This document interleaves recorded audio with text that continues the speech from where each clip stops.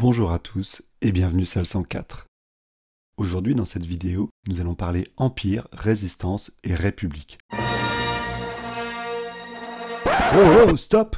Non mais ça va pas? Ok, je vais recommencer plus clairement. Dans cette vidéo, nous allons revenir sur le sort de la République française durant la Seconde Guerre mondiale. Souvenez-vous, le 3 septembre 1939, la République française, épaulée par le Royaume-Uni, déclare la guerre à l'Allemagne nazie après qu'elle ait envahi la Pologne. Dès lors, les troupes alliées se positionnent derrière les fortifications françaises construites le long des frontières du pays, la ligne Maginot. Tandis qu'elles soumettent la Pologne au début du mois d'octobre, les troupes allemandes s'installent derrière leurs propres fortifications. Puis c'est le calme plat, ou presque sur ce front, jusqu'au printemps 1940. Les historiens nomment cette période la drôle de guerre. Le 10 mai 1940, l'Allemagne nazie reprend l'initiative en attaquant la Belgique, les Pays-Bas et le Luxembourg. Elle souhaite tromper les Alliés en les poussant à intervenir avec leurs meilleures troupes auprès de ces pays afin de les éloigner de ses véritables objectifs. Parallèlement, du 10 au 13 mai, elle lance une percée vers Sedan, dans les Ardennes. Cette zone escarpée, éloignée des troupes d'élite alliées, était la plus fragile du dispositif de défense français. Le 13 mai, Sedan tombe. Le 21 mai, le littoral de la Manche est atteint. En dépit de quelques contre-attaques, comme celle menée par le colonel de Gaulle à Montcornet le 17, l'armée allemande passe en force et atteint ses objectifs en alliant l'utilisation massive des avions de combat et des chars. C'est la Blitzkrieg. Les principales troupes alliées se retrouvent prises en étau et sont éliminées progressivement. Les forces allemandes peuvent alors se redéployer et envahir la France. Le 22 juin, le gouvernement du maréchal Pétain, héros de la Grande Guerre, nommé président du Conseil face à la crise, signe un armistice avec l'Allemagne. Hitler impose que cela se déroule à Rotonde, en forêt de Compiègne, dans le wagon où avait été signé l'armistice de la Grande Guerre. À partir de là, nous allons donc chercher à comprendre comment la République française a traversé l'épreuve de la Seconde Guerre mondiale après cette défaite. Pour commencer, vous l'avez compris, la République s'est d'abord effondrée et a laissé place à ce que l'on appelle l'État français ou le régime de Vichy. Les clauses de l'armistice de juin 1922 sont particulièrement dures. L'Allemagne prend sa revanche sur l'issue de la Première Guerre mondiale et impose notamment à la France une réduction drastique de ses effectifs militaires, le rattachement de l'Alsace-Lorraine au Reich, ainsi qu'une vaste zone d'occupation du nord-est au sud-ouest du territoire avec les frais qui l'accompagnent. Il ne reste finalement qu'une zone dite libre au sud-est du pays, qui est placé sous l'autorité de l'État français de Philippe Pétain qui remplace la République. Ce dernier s'établit à Vichy, une station thermale disposant des capacités hôtelières et des infrastructures permettant d'accueillir tout le personnel politique tout en étant proche de la zone occupée et en disposant d'un accès aisé à Paris. Par facilité, on parle alors de France de Vichy ou parfois même simplement de Vichy. 3 éléments caractérisent le régime vichiste. Il est d'abord antidémocratique, c'est une dictature. Le 10 juillet, les parlementaires votent les pleins pouvoirs pour Philippe Pétain. Le 11, les représentants élus du peuple sont ajournés.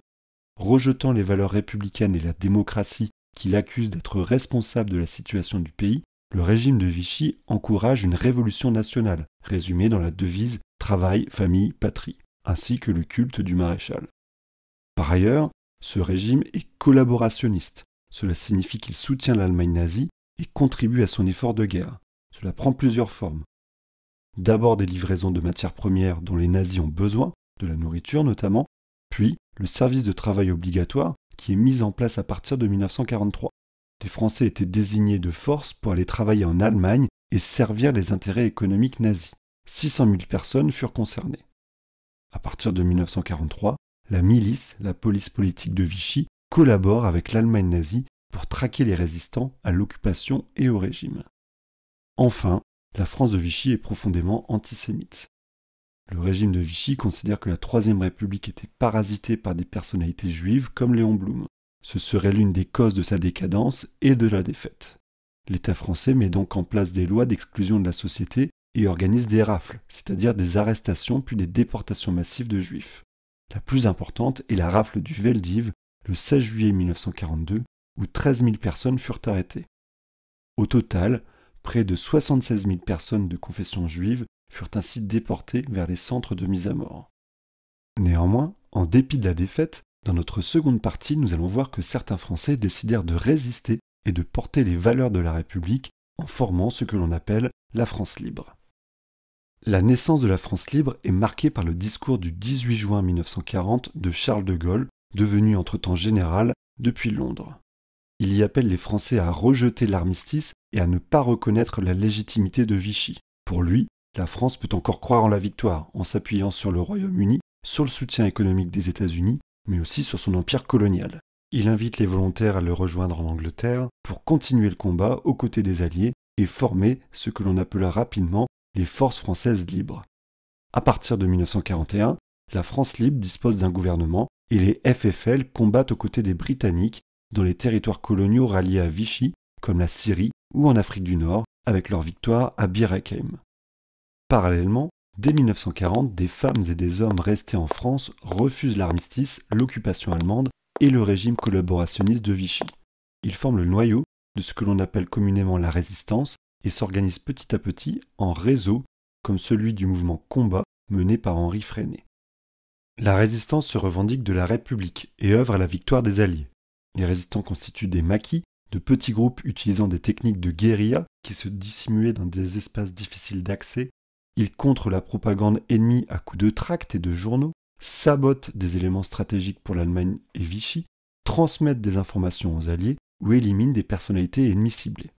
Pour coordonner ces réseaux d'origines très diverses et accroître leur efficacité, la France libre dépêche Jean Moulin afin de les unir. Il y parvient en créant le Conseil national de la résistance en 1943 avant d'être arrêté et de succomber à la torture de la Gestapo la même année. À partir de 1943 pour la Corse et de juin 1944 pour le reste du pays, les forces de la France libre et la résistance contribuent activement à la libération du territoire national avec les Alliés. Fort de ces succès, la France libre et la résistance engagèrent la refondation de la République, ce que nous allons pouvoir observer dans notre dernière partie. En effet, alors que la Seconde Guerre mondiale perdure, la France libre pense déjà au rétablissement de la République et aux nouvelles formes politiques, économiques et sociales qu'il faudra lui donner. En mars 1944, quelques mois avant le début de la libération, le Conseil national de la résistance formule et publie un programme.